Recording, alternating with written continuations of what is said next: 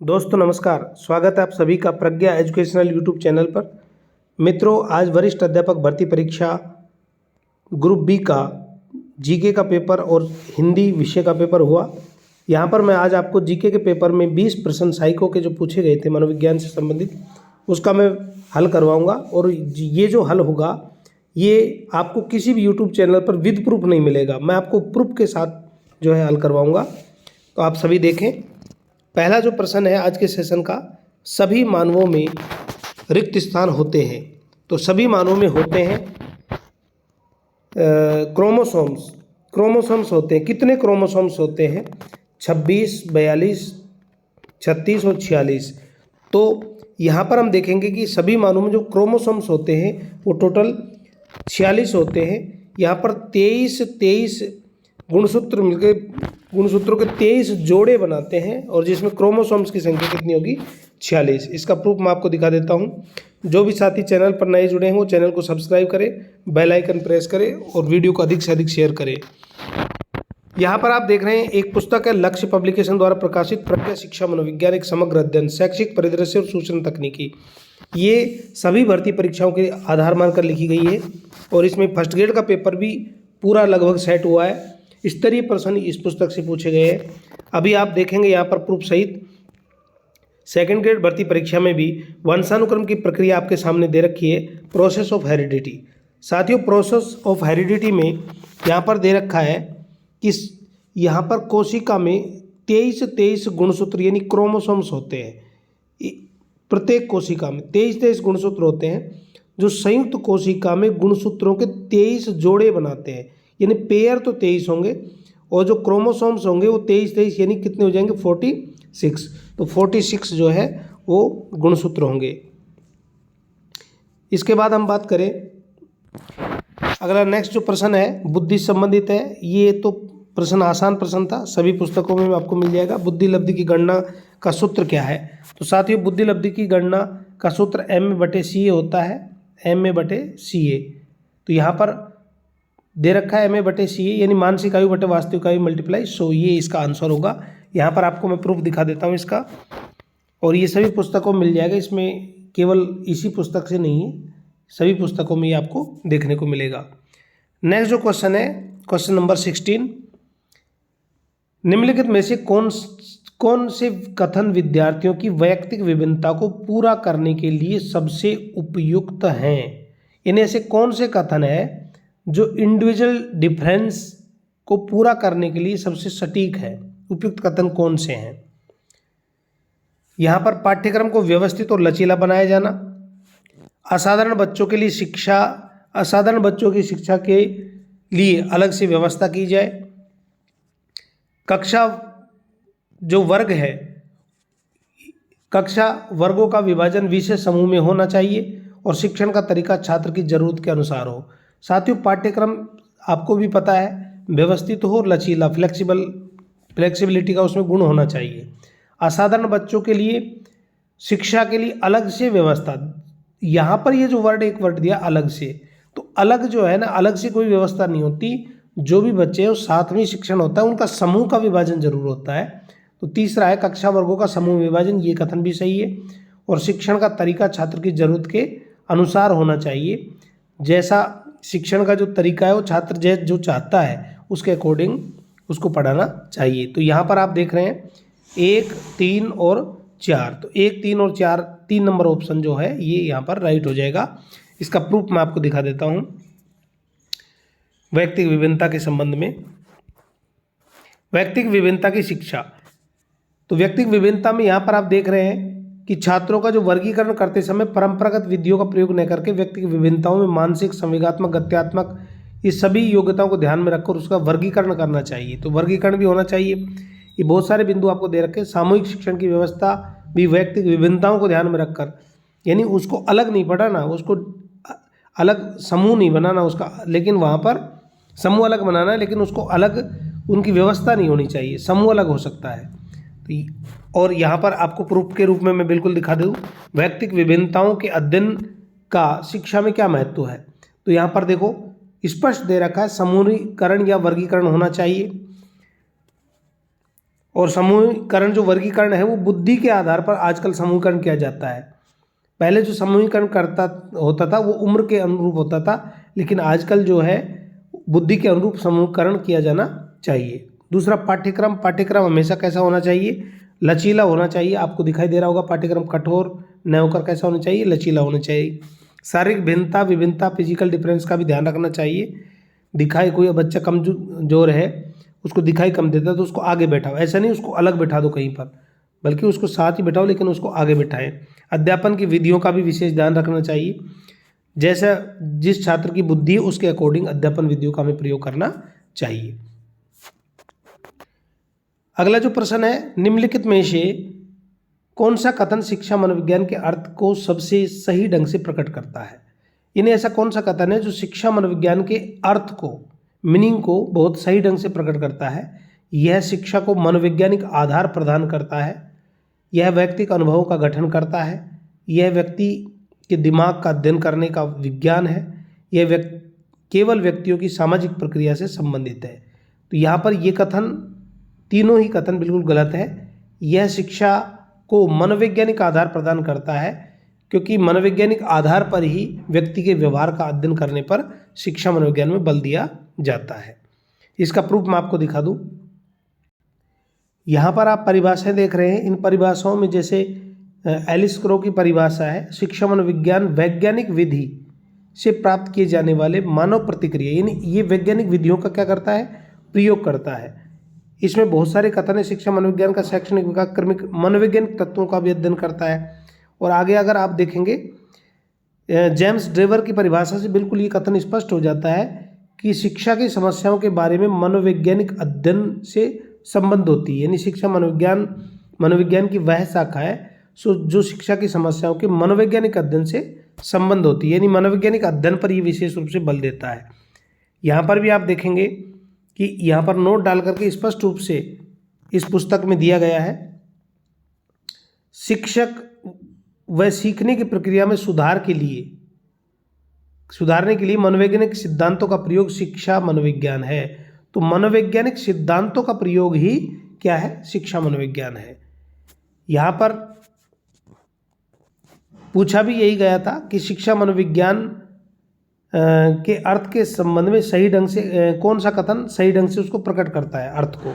तो पहला कथन हमारा राइट होगा, यह शिक्षा को मनोवैज्ञानिक आधार प्रदान करता है। नेक्स्ट जो प्रश्न है 41, ये भी बहुत अच्छा प्रश्न था, बहुत स्तरीय प्रश्न था इस पेपर का। निम्न में से कौन सा सामान्य अभिक्षमता परीक्षण है? यानी कौन सा सामान्य अभिक्षमता परीक्षण है? अब एक विशिष्ट अभिक्षमता परीक्षण होता है, एक सामान्य अभिक्षमता परीक्षण होता है। सामान्य अभिक्षमता परीक्षण को बहु अभिक्षमता परीक्षण भी कहा जाता है।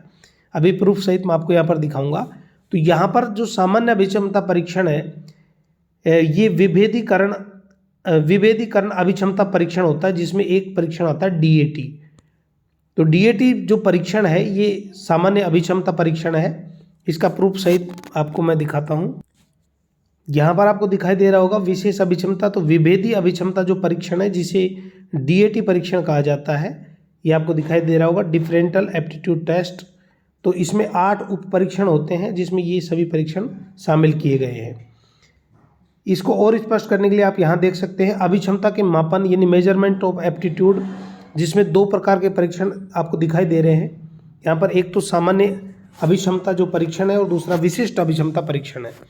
तो पूछा गया था सामान्य अभिक्षमता परीक्षण। अब सामान्य अभिक्षमता परीक्षण होता क्या है? जिसके द्वारा छात्रों की अभिक्षमता की किसी एक विशिष्ट क्षेत्र में नहीं बल्कि कई ऐसे विशिष्ट क्षेत्र की अभिक्षमताओं के मापन एक साथ हो जाता है, यानी जिसे बहु अभिक्षमता परीक्षण माला भी कहा जाता है। जैसे कोई संगीत में अच्छा है, कोई खेलने में अच्छा है, कोई लेखन में अच्छा है, तो सभी की जो अलग अलग विशिष्टताएं हैं उनका परीक्षण जो होता है वो बहु अभिक्षमता परीक्षण कहा जाता है। तो सामान्य अभिक्षमता परीक्षण के अंतर्गत ये आता है। अब यहाँ पर दे रखा है ऐसे बहु अभिक्षमता परीक्षण माला कई है, परंतु उनमें डिफरेंशियल एप्टीट्यूड टेस्ट जिसे DAT और जनरल एप्टीट्यूड टेस्ट GATB अत्यधिक मशहूर है।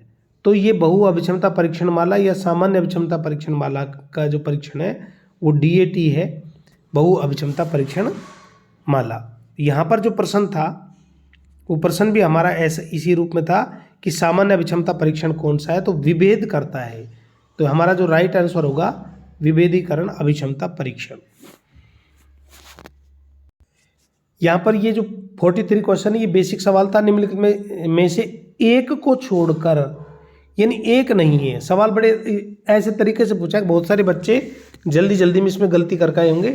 तो निम्नलिखित में से एक को छोड़कर मानसिक विकास के पर्यावरणीय कारकों में सभी शामिल हैं, वो कौन से हैं? एक को छोड़कर सभी पर्यावरणीय कारक है, तो देखो अधिगम वातावरण पर्यावरणीय कारक है, पोषण की गुणवत्ता, परिवार, संस्कृति, ये सभी एनवायरमेंटल फैक्टर है।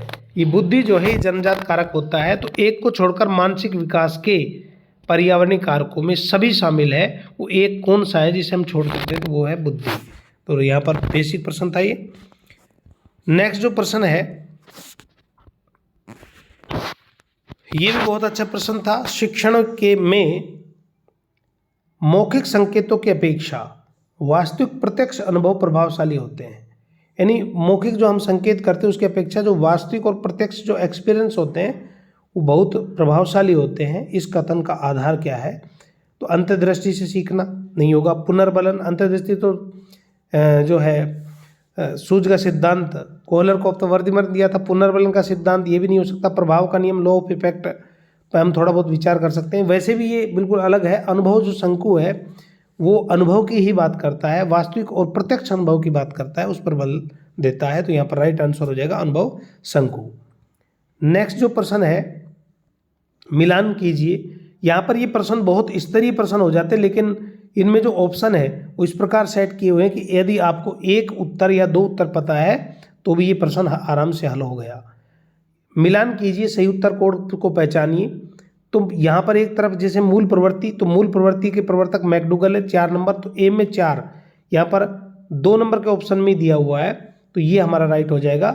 मूल प्रवृत्ति मैकडूगल और मनोविश्लेषणात्मक सिगमंड फ्राइड, तो 3 में 1 हो जाएगा। तो यानी 2 नंबर का जो आंसर है वो सही हो जाएगा।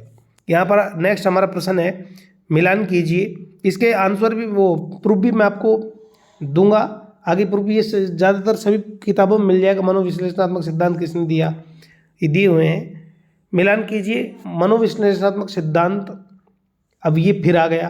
अब मनोविश्लेषणात्मक सिद्धांत आप सभी को पता है, सिगमंड फ्राइड। अब एक का भी पता था यदि आपको, तो भी ये आपका हल हो गया। ए में जो है 4 आएगा, ये आपको कन्फर्म है। तो 4 एक ही ऑप्शन में है, ए में। बाकी जो आपको भी नहीं पता था पदानुक्रम, हम बर्ट और बर्नन का बारे में हम पढ़ते हैं, पदानुक्रम सिद्धांत, जो पदानुक्रम का सिद्धांत दिया बर्ट और बर्नन ने दिया बुद्धि संबंधित, लेकिन यहाँ पर आंसर अलग है। तो आपका आंसर 1 से ही हल हो रहा है, तो यहाँ पर हमारा जो राइट आंसर होगा वो 1 होगा। इसके प्रूफ के बारे में जैसे फ्राइड का मैं आपको बता रहा था, मनोविश्लेषणात्मक सिद्धांत है, इसने मानसिक स्तर बताए। मूल प्रवृत्तियों के संबंध में अगर आप बात करें तो मैकडूगल ने मूल प्रवृत्ति बताई, इसके पहलू भी बताए। नेक्स्ट जो प्रश्न है यहाँ पर हम देखेंगे 63, बहुत बेहतरीन, बहुत अच्छा सवाल ये हम कह सकते हैं। निम्नलिखित में से कौन सी एक आंतरिक प्रेरक शक्ति नहीं है? साथियों ये जो सवाल है इसका आंसर फिक्स तो आरपीएससी डिसाइड करेगी, लेकिन फिर भी मैं अपनी तरफ से आपको उत्तर बता देता हूँ। आंतरिक प्रेरक शक्ति, तो आंतरिक जो प्रेरक शक्ति है एक तो आवश्यकता होती है। ये अभिप्रेरणा का जो टॉपिक है वहाँ से ये सवाल पूछा गया है। अभी मैं आपको प्रूफ भी दिखाऊंगा और स्पष्ट करने का प्रयास भी करूँगा। यहाँ पर आवश्यकता जो है वो आंतरिक प्रेरक शक्ति है। लक्ष्य जो व्यक्ति निर्धारित करता है अपने अकॉर्डिंग, अपनी क्षमताओं के अकॉर्डिंग निर्धारित करता है, ये भी प्रेरित होकर करता है, तो उसकी आंतरिक शक्ति निर्धारित करती है। अब हम बात करें तो 2 ऑप्शन हमारे सामने बचते हैं, अभिवृत्ति और पुनर्बलन। साथियों जो अभिवृत्ति है ये अर्जित होती है। अब अभिवृत्ति या दृष्टिकोण जो होता है व्यक्ति का, पॉजिटिव या नेगेटिव, वो वातावरण में जैसा हम देखते हैं उसके अकॉर्डिंग उसका व्यवहार बदलता है। अब ये पुनर्बलन यहाँ पर मेरे जो अकॉर्डिंग आंसर होना चाहिए वो आपका राइट आंसर होना चाहिए। और इसको मैं स्पष्ट करने का यहाँ प्रयास करता हूँ। हम देखेंगे कि आंतरिक प्रेरक शक्ति, यहाँ पर आप देख रहे हैं कि थॉमसन ने अभिप्रेरणा को 2 भागों में बांटा, एक प्राकृतिक अभिप्रेरणा और दूसरी एक कृत्रिम अभिप्रेरणा। तो प्राकृतिक जो नेचुरल अभिप्रेरणा है उसको भी 5 भागों में हम बांटकर पढ़ेंगे। तो 5 जो भाग है उसमें एक जैविक अभिप्रेरणा आती है। अब जैविक अभिप्रेरणा आप सभी जानते हैं, जो जन्मजात हो, भूख प्यास विश्राम काम जिसकी आवश्यकता पूर्ति करना बहुत जरूरी हो। एक होती है मूल प्रवृत्त्यात्मक, तो ये भी प्राकृतिक अभिप्रेरणा में आती है।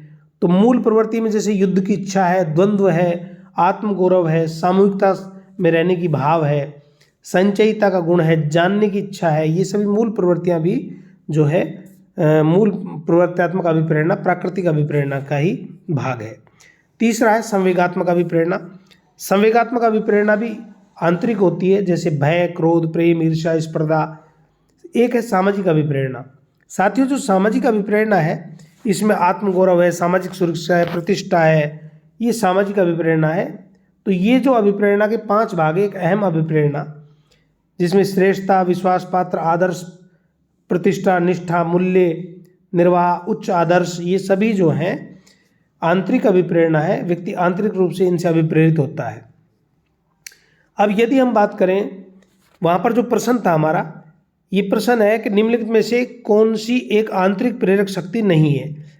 तो अभिवृत्ति की यदि मैं बात करूं, तो अभिवृत्ति किसी व्यक्ति या वस्तु घटना के प्रति एक विशेष प्रकार से अनुक्रिया करने की एक मानसिक तत्परता है। यानी कोई घटना है, कोई वस्तु है, कोई व्यक्ति है, उसके प्रति विशेष प्रकार से, कर्ता व्यक्ति अंदर से ही है, लेकिन मनोवृत्ति क्या होती है, अर्जित होती है। और अभिवृत्ति किसी वस्तु या घटना के प्रति अनुकूलन या प्रतिकूल दृष्टिकोण का प्रदर्शन है, यानी उसका दृष्टिकोण कैसा है। यहां पर पुनर्बलन जो है आंतरिक अभिप्रेरक कैसे नहीं हो सकता, कैसे हो सकता है। तो पुनर्बलन 2 प्रकार के होते हैं। एक पुनर्बलन होता है प्राथमिक पुनर्बलक और दूसरा होता है गौण पुनर्बलक।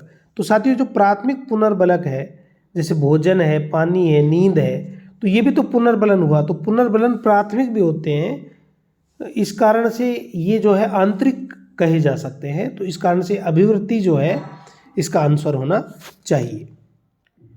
नेक्स्ट प्रश्न है कि कथन दिए हुए हैं और कथन में से आपको बताना है, बालक जन्म के समय सामाजिक नहीं होता। बिल्कुल नहीं होता। जन्म के समय न सामाजिक होता है, न असामाजिक होता है, बल्कि गैर सामाजिक होता है। दूसरा जो कथन है आर, बच्चे की गतिविधियां और रुचियां खुद के इर्द गिर्द घूमती है। यानी बच्चे की जो भी गतिविधियां एक्टिविटी करेगा वो खुद के इर्द गिर्द घूमेगी।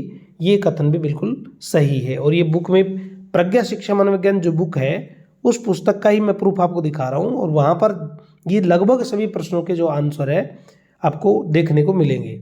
तो ये प्रज्ञा शिक्षा मनोविज्ञान पुस्तक रीट के लिए भी लिखी गई है और नया एडिशन है। आप इसको लक्ष्य पब्लिकेशन से द्वारा प्रकाशित है। पुस्तक मार्केट में उपलब्ध है, आप खरीद सकते हैं। जो भी साथी चैनल पर नए जुड़े हैं वो चैनल को सब्सक्राइब करें, वीडियो को अधिक से अधिक शेयर करें। यहाँ पर हम देखेंगे कथन जो है ए भी सही है और कथन जो है आर भी सही है। अब बात आती है ए सत्य है परंतु आर असत्य है, ये तो आपका कथन गलत हो जाएगा।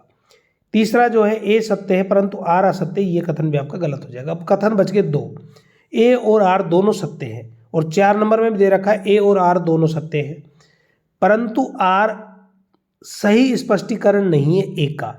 यानी पहला कथन बिल्कुल अलग है और दूसरा कथन बिल्कुल अलग है।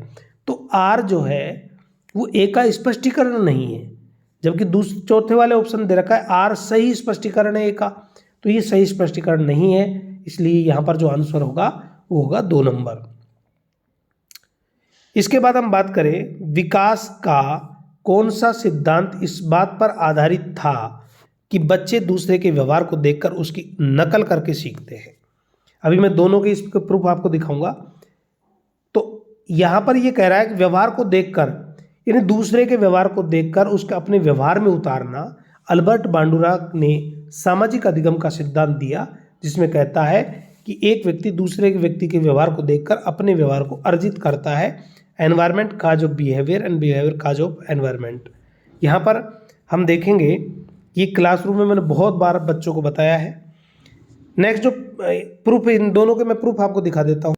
एक तो था कि बच्चा जो है शैशवावस्था में न तो सामाजिक प्राणी होता है और न ही वह असामाजिक होता है। तो यही आपके कथन आया था सत्य और असत्य के संबंध में। और नेक्स्ट जो है प्रेक्षणात्मक जो अधिगम है अवलोकनात्मक अधिगम कहा जाता है। और यहाँ पर बांडुरा का जो विश्वास था, पूरे इसको थ्योरी को हम पढ़ते हैं तो यहाँ पर स्पष्ट दिया हुआ है, इनका विश्वास था कि व्यवहारों के अर्जन सीखना दूसरे के व्यवहार के निरीक्षण से होता है, यानी उसको देख करके होता है। तो इसे प्रतिरूपण कहा, थ्योरी ऑफ मॉडलिंग के रूप में इसने प्रस्तुत किया। आगे भी इसमें बहुत सारा दे रखा है, जैसे यहाँ पर आप देखेंगे सामाजिक अधिगम सिद्धांत के शैक्षिक अभिप्रेत में दे रखा है कि विद्यार्थी अन्य व्यक्तियों के निरीक्षण द्वारा बहुत कुछ सीख सकते हैं।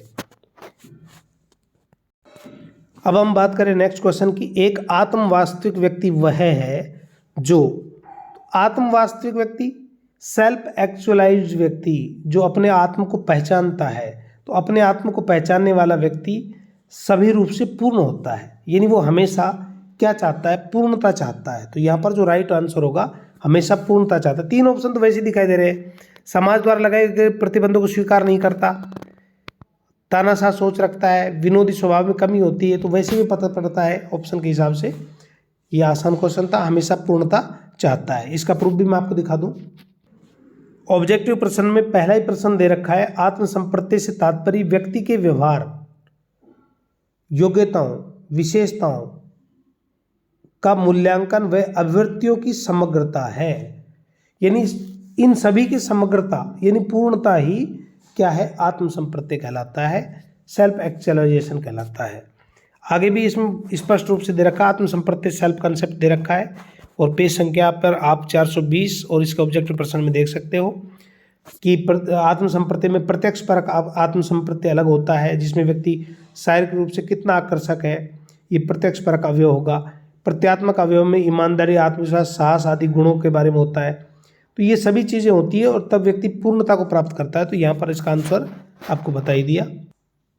नेक्स्ट जो प्रश्न है 78, यह किसने कहा कि शिक्षा मनोविज्ञान शैक्षिक अभिवृद्धि एवं विकास का व्यवस्थित अध्ययन है। साथियों डायरेक्ट सीधा ही परिभाषा पूछी गई और इसका जो आंसर होगा वो आपका होगा J.A. स्टीफन, यानी शिक्षा मनोविज्ञान शैक्षिक अभिवृद्धि। अब यहाँ पर अभिवृद्धि शब्द नहीं जोड़े तो आप सीधा देख लो, शैक्षिक अभिवृद्धि एवं विकास, यानी वो डेवलपमेंट चाहता है, उस डेवलपमेंट का व्यवस्थित अध्ययन ही शिक्षा मनोविज्ञान है, ये स्टीफन महोदय ने कहा। इसका प्रूफ मैं आपको दिखाऊं। यहाँ पर आप देख रहे हैं शिक्षा मनोविज्ञान का अर्थ, और शिक्षा मनोविज्ञान के अर्थ में ये परिभाषाएं दे रखी हैं। इन परिभाषाओं में एक परिभाषा स्टेफेन, यहाँ स्टीफन है, ये स्टीफन एक ही बात है। तो स्टीफन की जो परिभाषा है, शिक्षा मनोविज्ञान एक शैक्षणिक विकास का क्रमिक अध्ययन है, यानी ये व्यवस्थित अध्ययन की बात करता है, सिस्टमेटिक अध्ययन की बात करता है। ये किसने दी थी? स्टीफन ने दी थी। नेक्स्ट क्वेश्चन है 83 कि बुद्धि का बहुकारक सिद्धांत की सीमा से संबंधित है। बहुत अच्छा सवाल था ये, बुद्धि का बहुकारक। ये जो पेपर था साइकोलॉजी का, इस पर हम अंत में चर्चा करेंगे, एक बार पूरा पेपर कर लेते हैं। बुद्धि का बहुकारक सिद्धांत की सीमा से संबंधित है आइटम के विभिन्न स्तर, अधिगमकर्ता की सामान्य बुद्धि, शिक्षार्थी का सामान्य बुद्धि कार्य की संख्या जो एक व्यक्ति सीमित समय में करता है, और आइटम का विशेष स्तर। तो यहाँ पर अगर हम बात करें तो ये जो सीमा है, सीमा शब्द, एक सीमा शब्द दिया हुआ है, सीमा। तो यहाँ पर हम यदि सीमा की बात करें तो सीमा जो होता है इसको हम एक टास्क के रूप में लेते हैं। इन कहाँ तक वो सीखेगा? तो number of task that a person can do in A limited period of time, यानी एक सीमा में कर सकता है। ये बहुबुद्धि जो ये बहुकारक जो सिद्धांत है, मल्टीपल जो फैक्टर है, मल्टीप्लाई फैक्टर है, मल्टीपल नहीं, मल्टीप्लाई फैक्टर जो है, जो थॉर्नडाइक ने दिया था, उसने अपने कारक में 4 चीज़ें बताई थी, स्तर, चौड़ाई और उनका जिक्र किया था। तो वहाँ से सवाल पूछा गया है। तो यहाँ पर जो इसका राइट आंसर होगा वो होगा 3 नंबर, शिक्षार्थी की सामान्य बुद्धि कार्य की संख्या जो एक व्यक्ति सीमित समय में करता है। नेक्स्ट जो प्रश्न होगा, एक व्यक्ति अपने आप में बहुत सी व्यक्तिगत विभिन्नताओं में वर्गीकृत होता है। अपने आप में, यहाँ पर इस बात को, ये क्लू है, एक व्यक्ति अपने आप में यानी खुद ही बहुत सी व्यक्तिगत विभिन्नताओं में वर्गीकृत होता है। यह वर्गीकरण है, यानी व्यक्ति का स्वयं का जो वर्गीकरण है वो इंट्रा इंडिविजुअल डिफरेंस कहलाता है, जिसे अंतरा या आंतरिक वैयक्तिक भिन्नता कहा जाता है। ये इंट्रा इंडिविजुअल डिफरेंस है, इंटर नहीं है। इंटर मतलब होता है दूसरे से भिन्न, ये दूसरे से भिन्न की बात नहीं कर रहा है, ये कह रहा है अपने आप से बहुत सी व्यक्तिगत विभिन्नताओं में अपने आप को वर्गीकृत करता है। तो यहाँ पर intra individual difference right answer होगा। नेक्स्ट जो प्रश्न है 91, विद्यार्थी सूचनाओं से परे जाकर ज्ञान का निर्माण करते हैं, उनके लिए कौन सी विधि सबसे अधिक उपयुक्त है? तो ज्ञान का निर्माण, तो ज्ञान के निर्माण की जो बात है साथियों, ज्ञान के निर्माण की बात कौन करता है? रचनावाद करता है, कॉन्स्ट्रक्टिविज्म करता है। तो रचनावाद या संरचनावाद में ज्ञान का निर्माण किया जाता है। तो विद्यार्थी सूचनाओं से परे जाकर पूर्व ज्ञान और नवीन ज्ञान के मध्य संक्रिया होती है और नए ज्ञान का निर्माण होता है, जिसे संरचनावाद कहा जाता है। इसका भी मैं आपको उदाहरण पेश सहित बताता हूँ। यहाँ पर आपको दिख रहा होगा कि संरचनावाद में स्वयं की समझ का निर्माण कर लेते हैं बच्चे, और शिक्षक उन गतिविधियों दिशाओं को संचालित करता है और ज्ञान का विकास करता है। यहाँ पर रचनावाद की पूरी कंसेप्ट यहाँ पर दिया हुआ है। नेक्स्ट यदि मैं बात करूँ प्रश्न की, तो वो प्रश्न आता है 93, व्यक्तित्व मापन में रोर्सा परीक्षण का प्रयोग किस रूप में किया जाता है? तो हरमन रोर्सा का जो परीक्षण है वो एक प्रक्षेपीय तकनीक कहलाती है, प्रोजेक्टिव टेक्निक कहलाती है। यहाँ पर मैं आपको इसका प्रूफ दूँ तो प्रक्षेपी जो विधियाँ हैं, प्रक्षेपण जो विधियाँ हैं आपके सामने है, जिसमें प्रक्षेपण विधियों में पहली जो है वो रोर्सा शाही डब्बा परीक्षण है, जो 1921 में हरमन रोर्सा ने दिया था। पेज संख्या 206 आप देख रहे हैं, और लक्ष्य पब्लिकेशन की पुस्तक है प्रज्ञा। तो बहुत बेहतरीन पुस्तक है, आप इस पुस्तक को जरूर देखें। आपको अच्छी लगे तो रीट की तैयारी आप इससे कर सकते हैं। फर्स्ट ग्रेड और सेकंड ग्रेड दोनों में सबसे ज़्यादा सवाल आए हैं। आप देखें तो कोई भी व्यक्ति आपको प्रूफ सहित जो है हल नहीं करवाएगा। कल के वीडियो में भी मैंने प्रूफ सहित हल करवाए थे, सारे के सारे प्रश्न आए थे कल। आज 2-3 प्रश्न जरूर ऐसे हैं जो बहुत ही स्तरीय प्रश्न थे, लेकिन फिर भी पूरा पेपर लगभग सेट हुआ है। नेक्स्ट हमारा जो प्रश्न है 94, निम्नलिखित में से कौन सा कथन समाज विरोधी बालकों के बारे में सत्य नहीं है? अब ये जो प्रश्न है ये बेसिक प्रश्न है। अब समाज विरोधी बालक क्या होते हैं? समाज विरोधी बालक, समाज विरोधी तो समाज के नियमों को नहीं मानते, वही समाज विरोधी बालक है। तो समाज विरोधी बालक के बारे में सत्य नहीं है, यानी 3 कथन तो सत्य है समाज विरोधी बालक के बारे में, 1 कथन नहीं है। तो समाज विरोधी बालक के बारे में कौन सा सही है ऐसा मानकर हम पढ़ेंगे। समाज विरोधी बालक में दोषारोपण की भावना होती है, बिल्कुल होती है। नेक्स्ट है समाज विरोधी बालक जो है तोड़फोड़ करने वाला होता है, ये भी सही है। समाज विरोधी बालक का व्यवहार आत्म केंद्रित होता है, ये भी ठीक है। समाज विरोधी बालक के लक्ष्य यथार्थवादी होते हैं, ये कथन सत्य नहीं है समाज विरोधी के संबंध में, क्योंकि ये जो है गोल आर रियलिस्टिक, यानी ये लक्ष्य इनके वास्तविक नहीं होते, यथार्थवादी नहीं होते। यहाँ पर समाज विरोधी बालक के लक्ष्य यथार्थवादी होते हैं ऐसा दिया हुआ है, तो यहाँ पर 4 नंबर जो है गलत हो जाएगा। नेक्स्ट हम बात करें, अंतिम जो प्रश्न है, सृजनात्मक मापन के लिए निम्नलिखित में से सृजनात्मक परीक्षण का मुख्य घटक कौन सा है? तो साथियों सृजनात्मक जो चिंतन है इसमें अपसारी चिंतन होता है, डाइवर्जेंट थिंकिंग होती है। यहाँ पर प्रतिबिंबन बिंबित के संबंध में हम सोच सकते हैं, लेकिन यहाँ पर जो है सृजनात्मकता का मुख्य संबंध अपसारी चिंतन से होता है, डाइवर्जेंट थिंकिंग से होता है। तो राइट आंसर इसका यही होगा। ये अक्सर सभी किताबों में आपको देखने को मिल जाएगा। इस प्रकार ये जो आपका पेपर था इसका स्तर बहुत अच्छा था, साइको के पेपर का स्तर।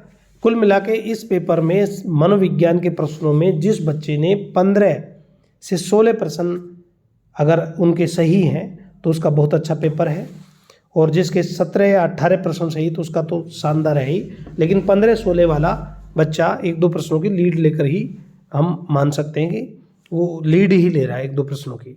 और आप सभी जो विद्यार्थी हैं जो चैनल से नहीं जुड़े हैं वो चैनल को सब्सक्राइब करें।